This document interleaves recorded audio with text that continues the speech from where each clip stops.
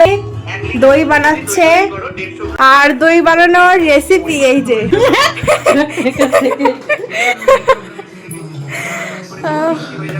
একটু দইয়ের গন্ধ আসছে, উফ কি ভালো লাগছে, গন্ধ চলে আসছে একটু একটু।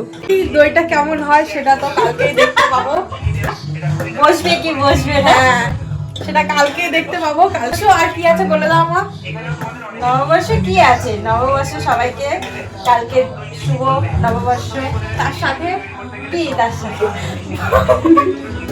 মানে নববর্ষ মানে একটা উৎসব, তো ভালো মন্দ মানে অনেক কিছু রান্না বান্না হবে কালকে, মা করবে, তো সবকিছু একসাথে নিয়ে খাওয়া দাওয়া হবে, সেই জন্যই বানাচ্ছে দই এখন। না আমাদের কালকে সকালে অতটা রেসিপি হবে না, কারণ আমাদের আবার আরেক ঘরে নেমন্ত্রণ আছে রাত্রেবেলা করে।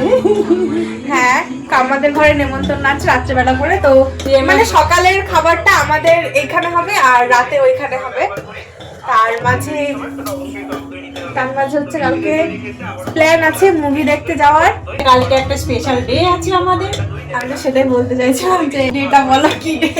না সেটা কাল দেখা যাবে না। আচ্ছা ঠিক আছে, সেটা কালই শেয়ার করব।